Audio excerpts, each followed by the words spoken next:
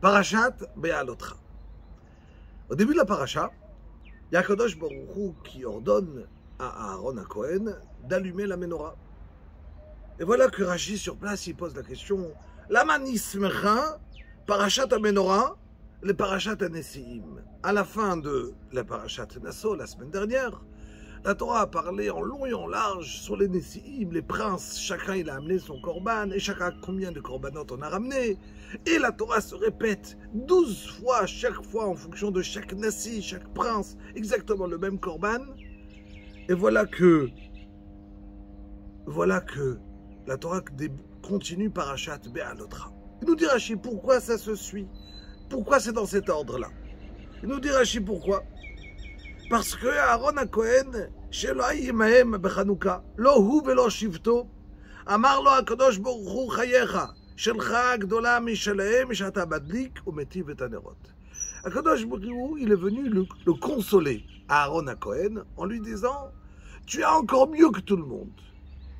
Toi, effectivement, tu n'as pas eu ces corbanotes-là, mais tu vas avoir l'adlaka de la menorah. Le Ramban, sur place, vient, il me pose la question, mais pourquoi Kadosh Baruch Hu, il est venu, il a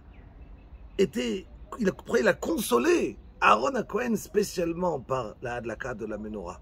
Alors, il y a tellement de choses qu'il aurait pu le consoler, qui sont cachères spécialement dans le Aaron HaKohen, seulement dans le Kohen Gadol. Venir la Ktoret qu'on va mettre tous les jours, la Ktoret qui va rentrer au Kodesh HaKodashim. Comment ça se fait que, voilà que, il va le consoler spécialement avec la hadlaka de la menorah.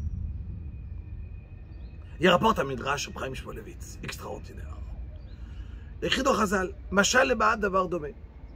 Il y avait un piqueur, quelqu'un qui voyait bien, un clairvoyant, avec un non-voyant, un aveugle qui marchaient ensemble. Et voilà que le clairvoyant aidait l'aveugle à marcher. Voilà qu'arrivait, c'était le soir, on arrive à la maison, et le clairvoyant il dit au non-voyant, est-ce que tu peux s'il te plaît m'attraper la bougie afin de m'éclairer? Il lui dit, moi je vais t'éclairer. Je lui dis, oui, tu peux m'éclairer, tu peux m'aider. Grâce à toi, je vais pouvoir voir. Attrape-moi la bougie. Ainsi, à Kadosh Baruch Hu, il dit à Kadosh, il dit le Midrash.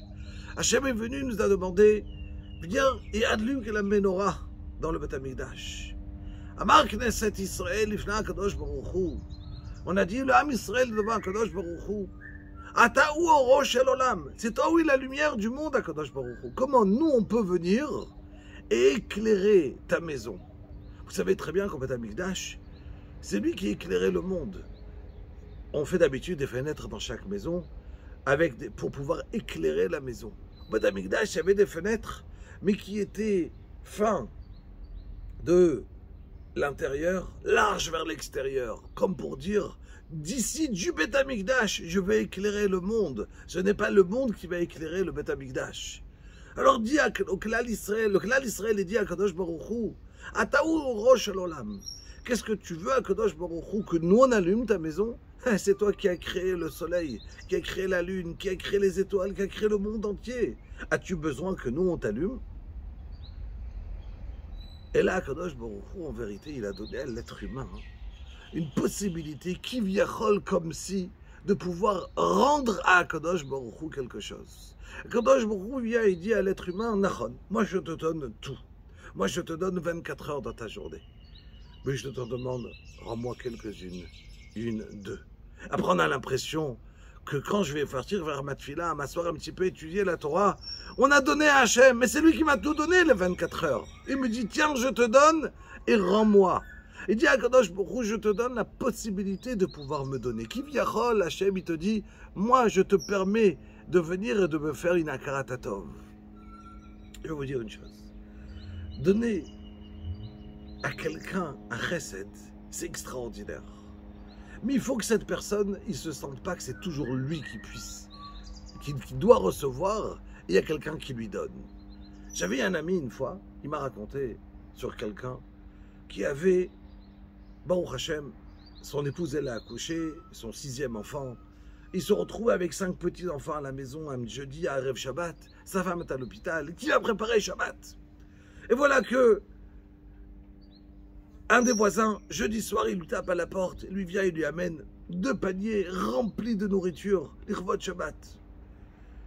Avec un grand merci, il lui dit « Merci beaucoup mon cher voisin, et Bezrat Hashem, Besimchatra, quand toi tu auras une simcha, et ben moi aussi je serai là pour pouvoir aussi rendre. » Eh bien, surtout pas, moi me rendre jamais. Moi je suis comme la colombe de noir qui avait été partie, qui avait récupéré un petit feuille d'olivier. Vous savez que l'olive, c'est amer.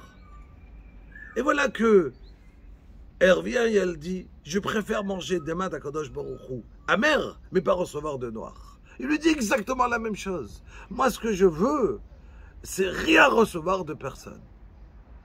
Cette personne-là, quand il l'a entendu, il venait de recevoir ses paniers de nourriture, il voulait les prendre et lui rendre. Une personne qui donne, mais qui n'est pas capable de recevoir, alors la personne n'est pas capable de recevoir de cette personne-là. Impossible.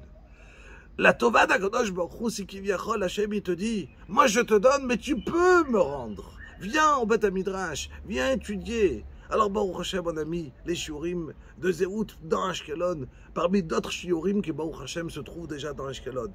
Prenons chacun de nous un moment de partir étudier la Torah, et ça sera notre Akarat Atov, notre remerciement vers Akadosh Baruch Hu sur tous les 24 heures de notre journée que nous donne. Shabbat Shalom.